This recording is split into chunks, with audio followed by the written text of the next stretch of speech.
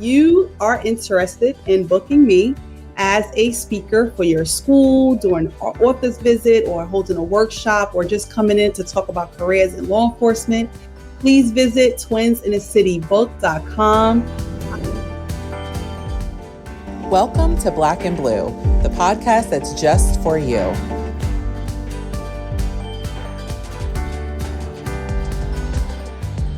We bring solutions to everyday problems.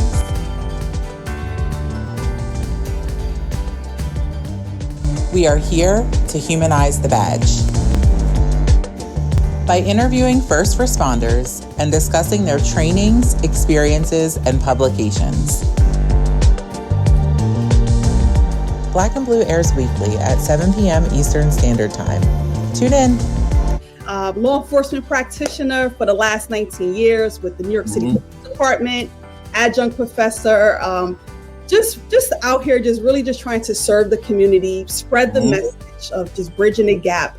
But, you know, I enjoy life, and I always try to look for moments to just create these joyous occasions for myself and my family. I'm married. My husband, he's a retired detective for the last 5 years. So we're just waiting now.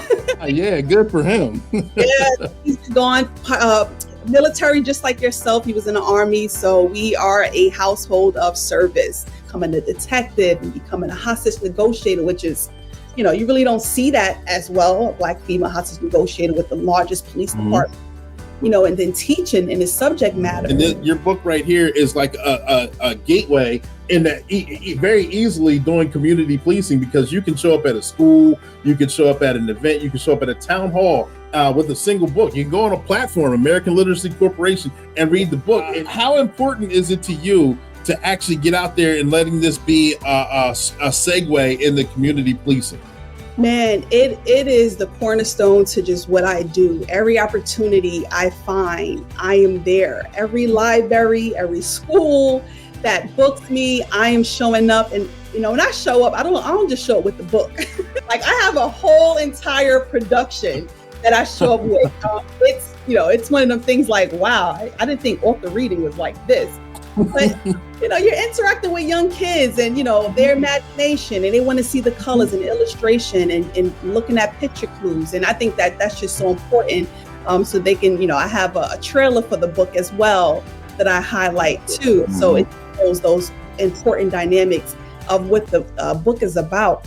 But yeah, like every opportunity I get to just be in front of someone sharing, you said, from the kids to the adults, they just go, I had no idea. Can you tell me more about this? You know, you should have been in recruitment, because I probably would have been a police officer had I met you.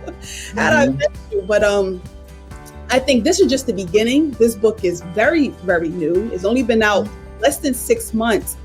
And and the traction it has gained has been like, wow.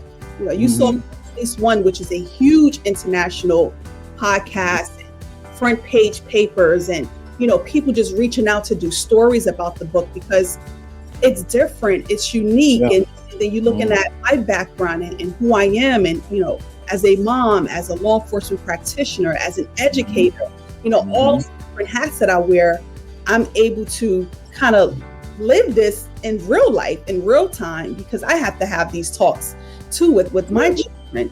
But I'm enjoying it. I'm telling you, when I retire, this is all I want to do. Engagements and author visits at schools, and just talk about building cultural competency and, you know, just really just highlighting conflict resolution skills that are needed in our school. So that is like the premise of everything that I do, is really bringing back civility. I think we kind of missed that a little bit, right? Bringing back civility in our schools so that we can create safety, inclusion, and building a brighter future for tomorrow. I need to have you back. I want to bring you to my church. I want to bring you to my school. So it's a continuation of the story and how those encounters allow the story to live on. And I think that's why the stories have such a huge success in so many communities, is because of those encounters. Reading to kids, they're able to say, I see me. This looks like me. Wow, that is so cool. So that is what sparked that idea. And it's pretty almost like a true story too, because my husband and I, we're both on a job. So we take us to the city all the time, and we see police officers, we'll stop them, we'll interact with them. So that's the premise of the book. We go to the city, New York City, and we get to see all the different things that police officers do in the community. So it is a great educational tool. It's a great conversation starter. It's great for kids, grades, 3 years old on up, because you was on American Literary Corporation, and even Madison Stokes, she said, I'm 19. I've never seen a policewoman with a hijab in a picture book. Those are the stories I hear that lets me know hey, you're on to something. Every piece of information that I needed to put this project together, it all fell into place. So the preparation up to the launch was amazing. After the launch, did a book launch. I had a local from the department come with his uniform on. That's cool. Shake hands. I mean, just the love to say this is definitely needed. So we're on Amazon, we in Barnes and Nobles, we are in Walmart. I just found out that we are in another local bookstore in Ohio. I didn't even release that next week. But yeah, I just found that out the other day. So just want to make sure that I get this into every store in the community. And my goal is to have this book in every law enforcement agency. That is my goal. I think every department can benefit from this book.